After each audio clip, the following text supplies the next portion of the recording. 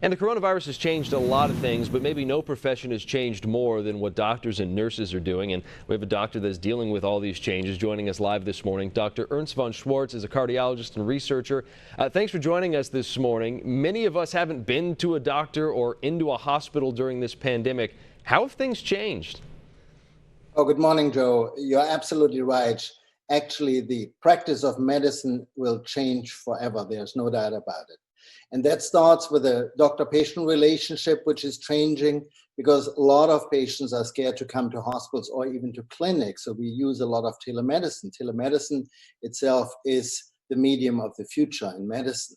In addition, I'm teaching medical doctors all over the world, usually in person, of course, but right now via telemedia. And what we teach them mainly is about telemedicine, in fact, and the new technologies which are available very soon for this medium, basically to monitor patients from their homes rather than having them coming in.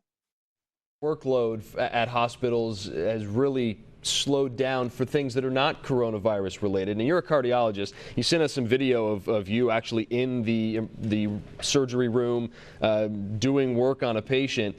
Have you seen less people coming in due to concerns of coronavirus? Well, in fact, yes.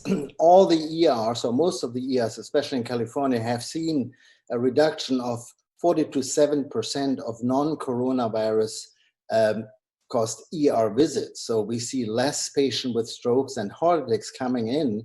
And in part, this is caused because patients are scared to come and they might delay care, which might be a problem if they stay at home. But there's other factors, keep in mind, which cause or might cause a reduction of acute heart attacks. There's less traffic, there's less road rage, there's less court appearance, there's no divorces right now, courts are not in session.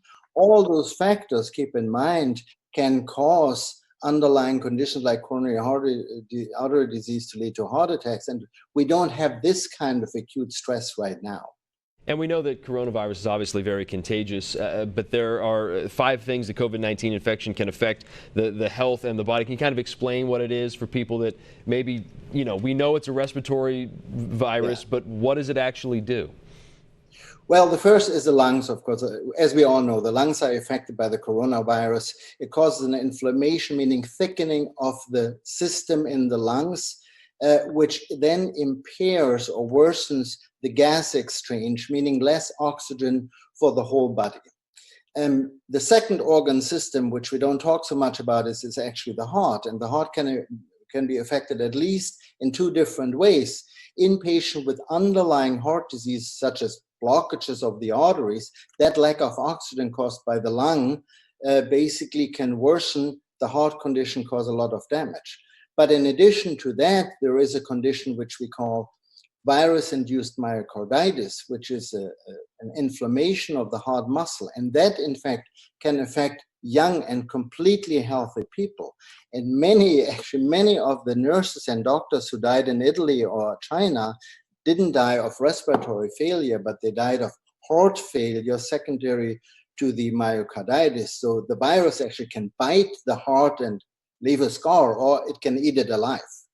Well, Dr. Schwartz, I hate to cut you off. We are out of time, unfortunately. We'll have to get you back on here to talk about it. But I thank you for coming in and talking with us this morning via Zoom, how we're all doing these interviews now. Some great information, Dr. Ernst von Schwartz, on how the medical world has really changed due to the coronavirus. Thank you, sir.